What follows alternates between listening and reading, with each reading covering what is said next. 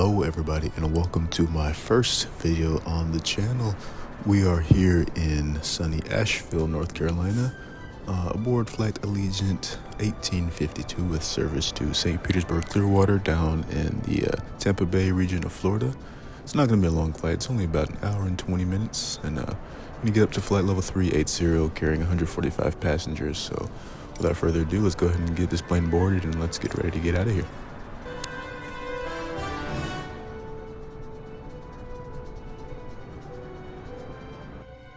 Alright, let's get things started here in the cockpit. Turn on that external power. Get these fuel pumps on and set our IRS system nav. I usually don't follow checklists like I should. I kind of just do a little flow here and look for any lights that are not the color they should be. But Airbus fairly straightforward when it comes to setting them up. And the good thing is, once you learn how to do it on one aircraft, that usually sticks to the entire fleet for the most part. So getting everything set up, we got our nav lights on, external power, everything looks good up there.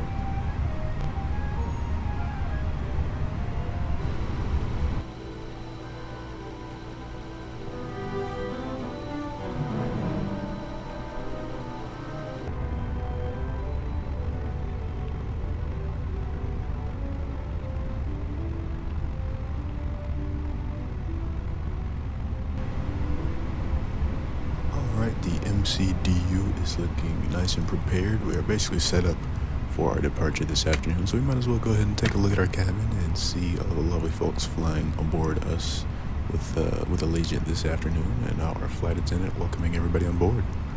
The plane looks pretty empty right now, but we've got 144 more people ready to join us this afternoon as we fly down to St. Petersburg. Allegiant is a budget airline, low-cost carrier, so they usually pack out their aircraft. So this A320 usually seat around 180 people, but we've only got 145 aboard today. So let's get them on board and let's get going.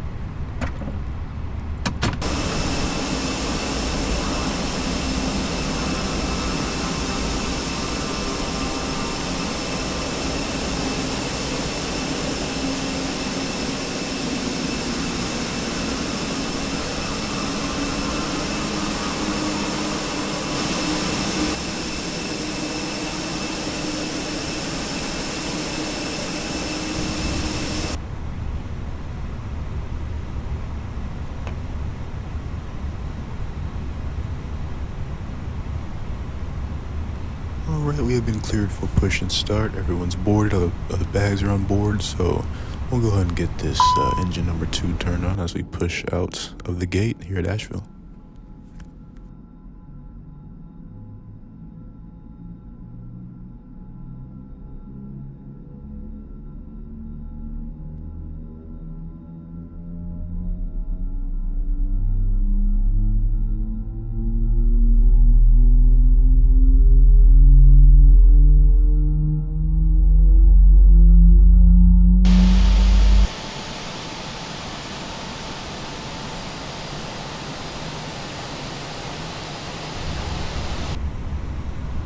Now let's get briefed a little bit on this departure.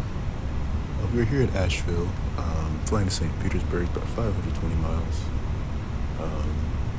We'll be taxiing down to runway 35 via probably Delta and then taking Alpha all the way down. We don't have any ATC here. I'm actually using FSLTL for our traffic, so no VATSIM, but it's a pretty straightforward taxi procedure.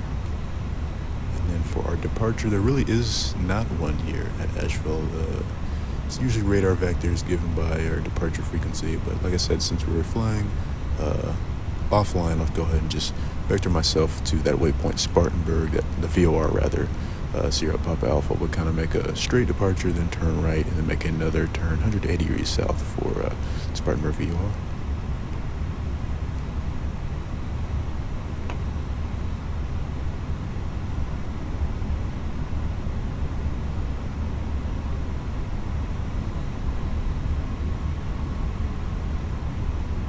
We've got both engines on, and we are going to taxi out, turn left here on Delta, and then make another left on Alpha. But as you can see, we've got our FSLTL traffic working overtime.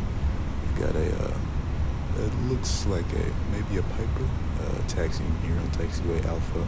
Got a lot of general aviation aircraft here in Asheville. It's a towered airport, but a really popular spot for people who like to fly into the Smoky Mountains or do some traffic work. It is a really scenic airport and really scenic area, so I don't fault them at all. I would do the same thing if I lived up in this region. I would fly up here a lot.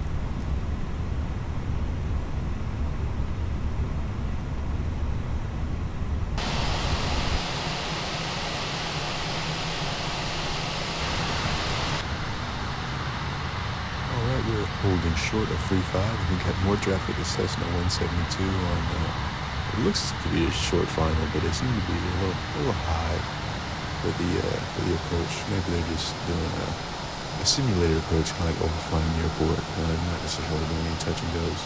But we will, of course, want to give them way because we are a little bit faster than them. So we'll go ahead and make sure that they're completely clear of the runway before we start our takeoff roll.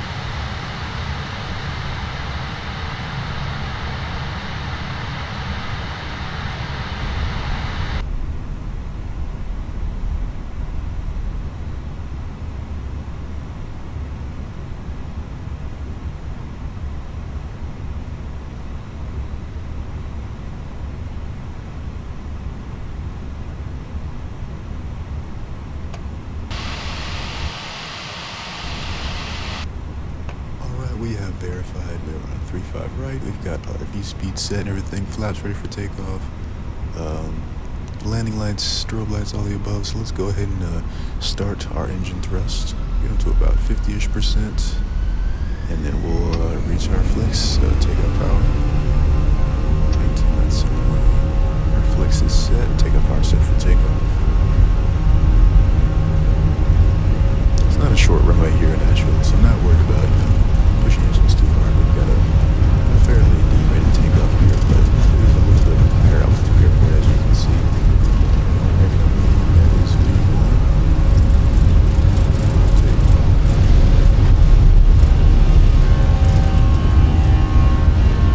Weather is nice and calm in Asheville, so crosswind zone factor, neither are kind of wind shear and everything like that. So pretty smooth. It's pretty smooth takeoff out of Asheville this afternoon.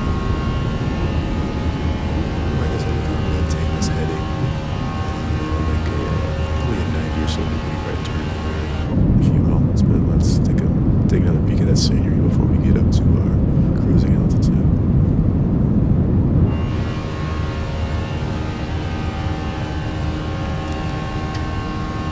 This region, of course, is kind of a good spot. It's called North Carolina, Western North Carolina, Northern South Carolina. It's a Spartanburg, Charlotte, these parts of Tennessee pretty rapidly, so it's really cool to see and so we can kind of see different parts of the world and see how they look, just a glimpse of what they can possibly offer. I love going to the Smoky Mountains and experiencing this in real life. Being from the Atlanta area, it's a really cool experience. So yeah.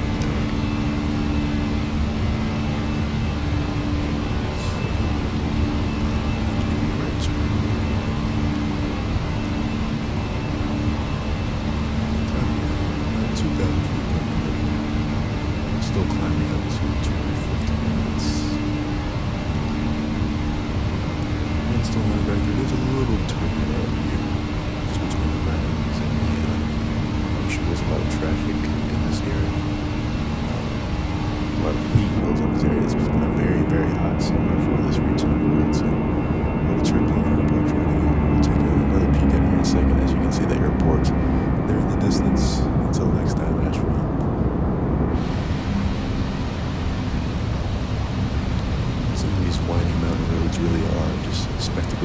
have to experience.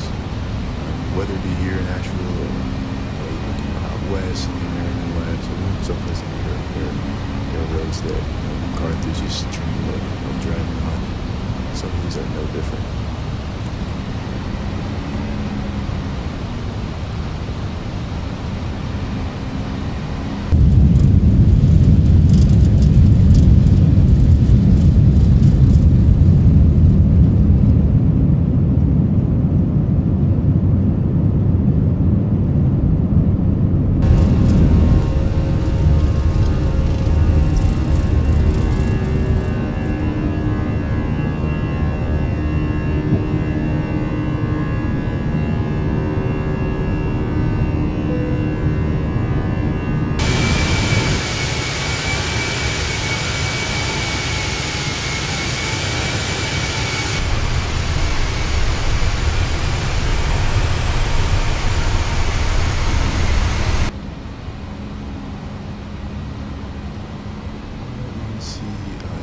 Inserting a direct to Sugarloaf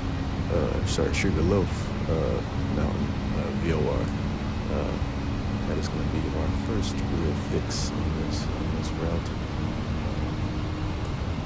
And incorrectly, I thought it was Spartanburg, but yeah, first waypoint is going to be the Sugarloaf Mountain. One of them, it's pretty straightforward flight plan. It's essentially due south all the way down to the mid-central Florida region, and once we get there, we'll kind of get a more in-depth briefing on our arrival and the procedures that we'll be following down in St. Petersburg. But until then, let's take a couple more views of western North Carolina before we make our way into northern South Carolina, ironically.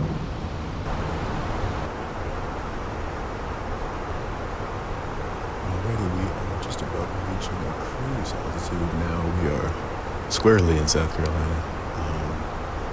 It's not a very, very long flight. Honestly, we would start cruising altitude here only about 15 to 20 minutes after takeoff, and we're starting to descend in another probably 30 or so minutes. I think now we're kind of in the Piedmont region of Georgia and South Carolina, and we'll enjoy some of these views for a little while before it is inevitably time to start our initial descent here in about 30 minutes or so.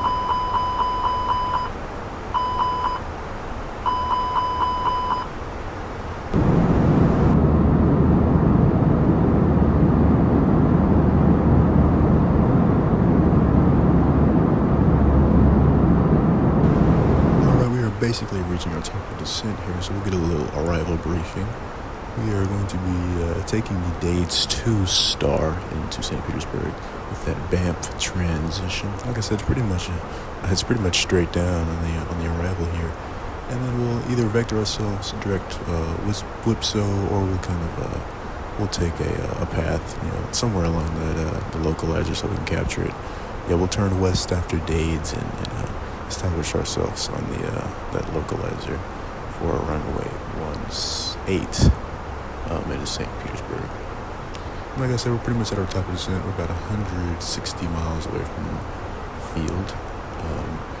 I like to start my descent a little earlier than like what the actual aircraft will tell me when the top of descent is.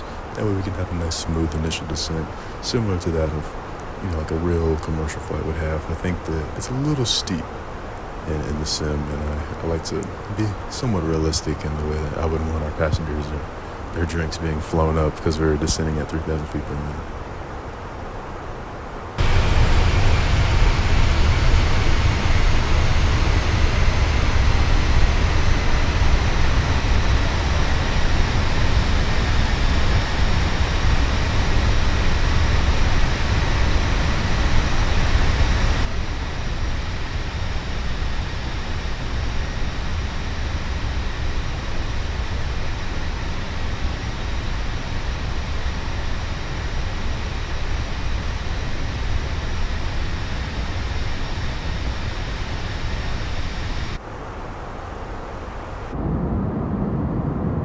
As you can see, a typical Florida fashion, we got a lot more clouds in the sky than we did taking off out of North Carolina. But here's a little look at the Fenix A320 high-density cabin. As you can see, we've even got our Allegiant safety pamphlets and the seat back pockets. And this is a pretty, like, this is practically spot on. If I showed my parents this, they'd probably assume this was a real plane. So it's a really good rendition of this aircraft, and I think it's a really, really great purchase, and I'm glad I did, because these high quality aircrafts are hard to come by.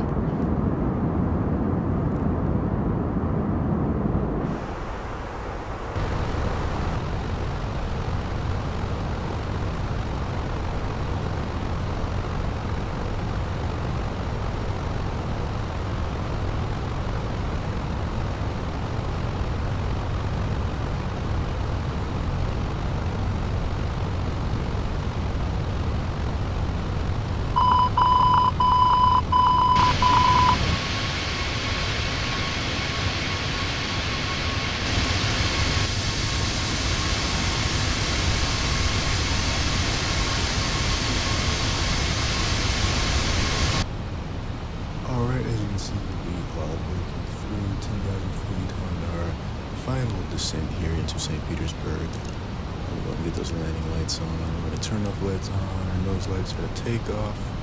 So our lights are configured. Go ahead and take a look at our MCDU. Get everything configured here for our arrival. We've already got all of our data plugged in for the approach. So we can see our approach speed is going to be 136 knots. Got that plugged in. We're about 25 miles northeast of the field. There's some traffic about 10 miles away. Probably going to Tampa, if I had to guess.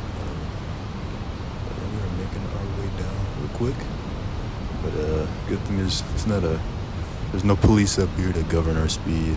But we are making our way direct to Whipso. I just decided to go direct to Whipso. It makes more sense, I figured, than trying to vector ourselves doing anything fancy. We just go straight to the waypoint and make our localizer turn from there.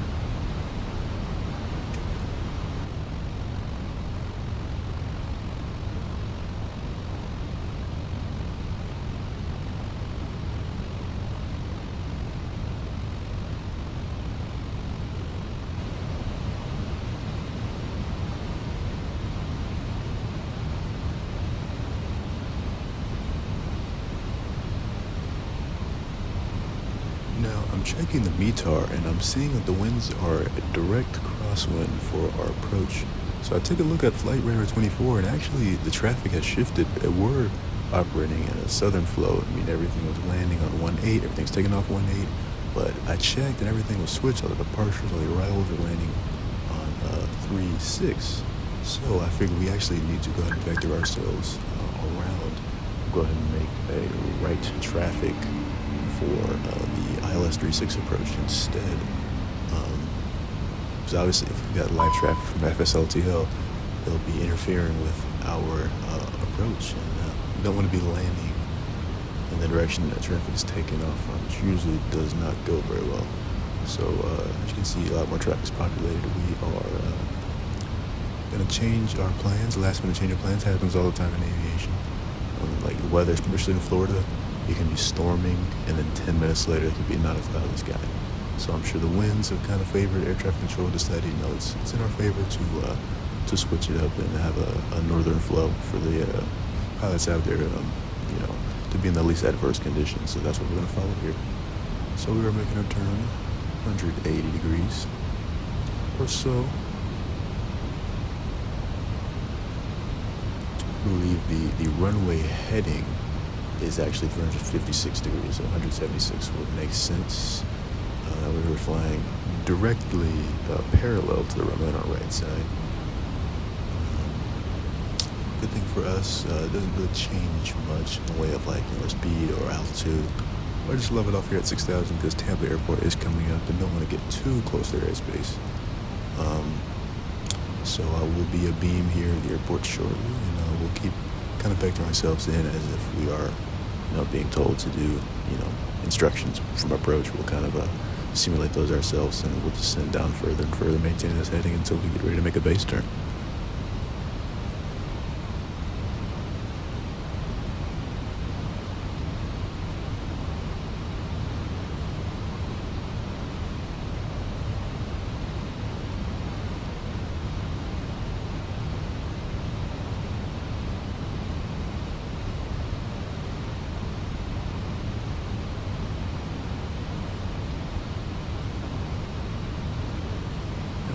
this turn. I'll go ahead and get the new charts pulled up that way. On the same page as my MCDU. And we'll go ahead and continue our south heading. We'll turn. We won't make it too long, but we'll try to intercept the glide slope somewhere around that sinus white point. That way we're not too far out. We'll probably be, it says to be at 2,000 feet for that, so we'll probably try to aim for that. We'll descend until about 2,000. You can actually see sinus populating in our maps there on the PFD. So we'll descend such that we'll be at sinus about 2,000 feet, maybe about 160 to 180 knots, and capture the localizer, or we may even do it visual. But it does look kind of like there's either some marginal VFR or maybe it's directly IFR. Now you can't really see the ground from where we're sitting, so we will we'll have to be very, very aware of the weather going into Tampa, or St. Petersburg rather, and make sure that we are setting ourselves up for a smooth approach. So we'll go ahead and start to descend now to 3,000 feet here. Tampa Airport should be to our left, and we are pretty much abeam St. Petersburg to our right. But as you can see, I barely can see the Tampa Bay below us, which we are flying over right now. It's a little soupy up here, so got to make sure that we got everything nice and plugged in, and such that we are, our altimeter and all those things are set. That way we can, oh, there's the airport down there. Yeah, it really is a gorgeous approach. 118 to St. Petersburg. You're flying over the bay the entire way through. I was hoping we can get some of that footage for you all, but unfortunately the weather had other ideas. But there's Tampa off to our left, Tampa Airport to our southwest. With those intersecting perpendicular runways in Tampa downtown proper, pretty much to our west, in this direction at least. We're making our way down to 3,000, still following the same heading. Getting some nice views actually that we would have otherwise not got.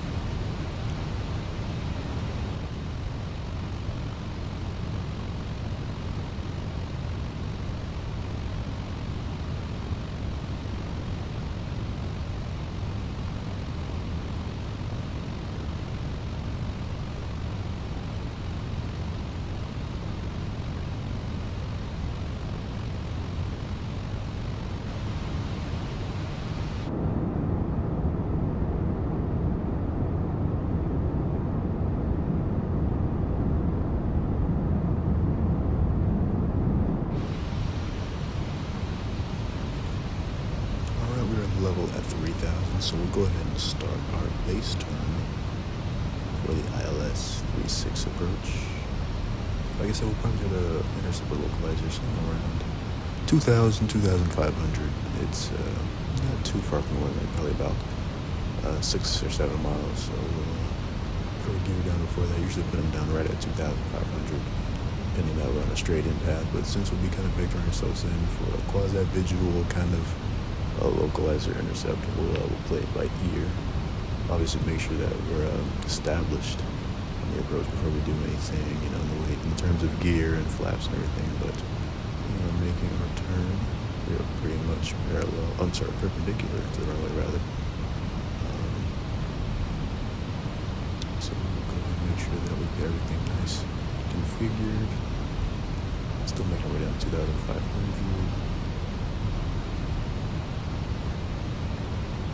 As you can see, the airport's be about 10 miles to our east-northeast. We're starting to see the ground a little bit, but still not enough that I would be too comfortable with a visual intercept. So we'll still capture the localizer. Make our way down to 2,000, like it's published.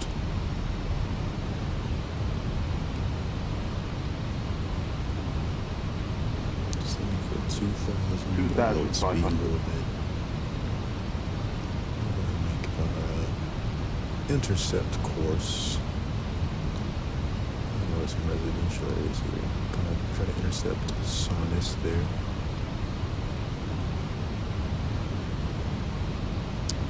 And by now, there it is. As I say, usually be good to turn on that landing system.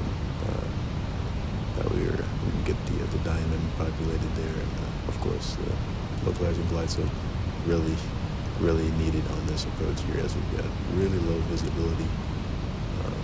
Kind of just huddled over the airport. Strangely enough, I mean, it looked like Tampa was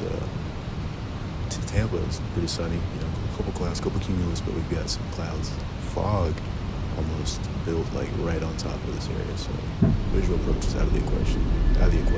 So we need to really rely on our instruments and our systems to glide us in for a smooth approach here.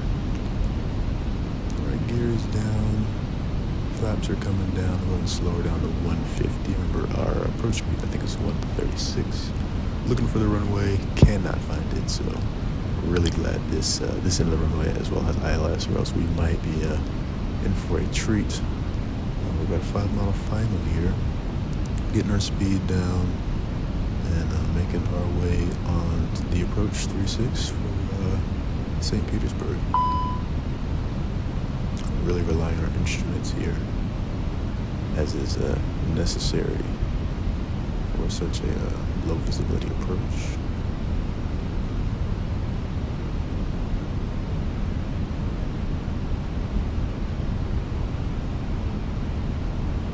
Checking our speeds one last time. It's actually, it's 135, our final approach speed. So we're making our way down there, 1,000 feet remaining. Barely got the runway, but you know, like I said, I would not trust this in a visual flight rule setting at all. Can barely even see anything resembling any lights or anything. We're just going off of raw instinct and skill, I would like to say. Alright, we disengage our auto throttle and the autopilot, and we'll hand flyer down to St. Petersburg. 500. We're on short final for 3-6. Everything's looking good. Our gears down, flaps down, lights on. 4. So we're fully configured, and of course the visibility opens up as we're in short final, helping us out, making sure we get a nice, 300. smooth arrival for our passengers and anybody watching. A little low on the glide slope, but correcting. 200. Everything is in sight. Flashing over 100. the threshold. About 100 feet. And let's tune in for 50, hopefully a smooth landing. 40, 30, 20. Retard. 5.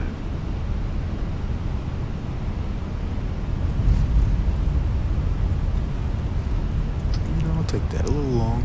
Flew a little longer than I wanted to, but unfortunately, I see something in the distance that looks kind of like an aircraft, and I don't like the sight of that. So yeah, that would be traffic taking off on 18, and you can see another aircraft holding short of 18, another one taxiing to 18. So the whole reason for our change of turn was to go with the flow of traffic, but unfortunately, FSLTL traffic did not seem to get the memo of the runway change in real life. So let's vacate this runway as quick as possible. Hopefully we don't cause another absolute air disaster. And let's make sure that taxiways are clear left and right. Those fire trucks will be coming for us otherwise. But I think it was a nice smooth landing. It's unfortunate that traffic was coming the other way, but you know, I guess it happens. We tried to make a good conscious decision, and you know, things happen in aviation, and that's what in the real world we've got air traffic controllers for.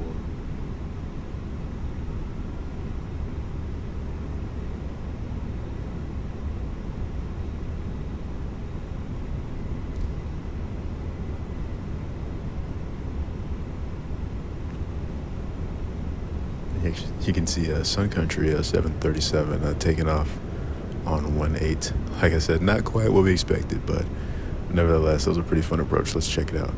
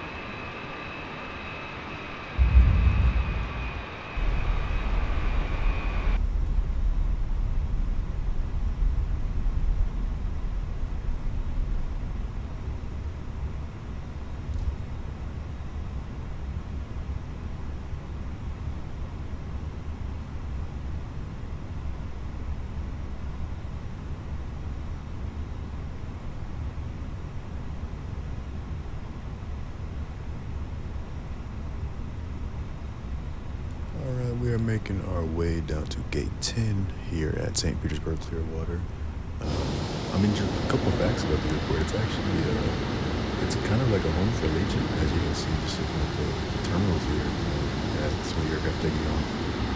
Legion kind of is king here at St. Petersburg, and Tampa gets most of the traffic here in the Tampa Bay area.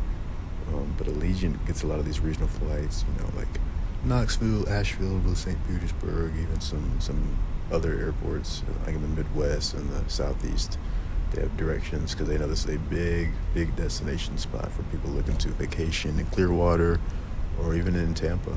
It's definitely a low-cost alternative to flying to Tampa, where airlines like Delta, Southwest, and American will predominate. We were making our turn into gate 10, got our APU turned on.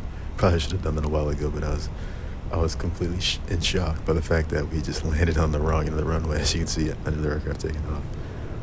But I hope you all got a kick out of that, because it definitely made me laugh on our arrival. Just makes you realize the need, the importance of air traffic control. And with that, I hope you enjoyed this quick flight from Asheville to St. Petersburg. I hope you will tune in to the next flight. I'm not sure what that'll be, but it'll be posted on the channel. And I hope you guys can enjoy some of my future content, as well as take a look at some of my older things. And I hope you all have a good day, and that this video made your day as well.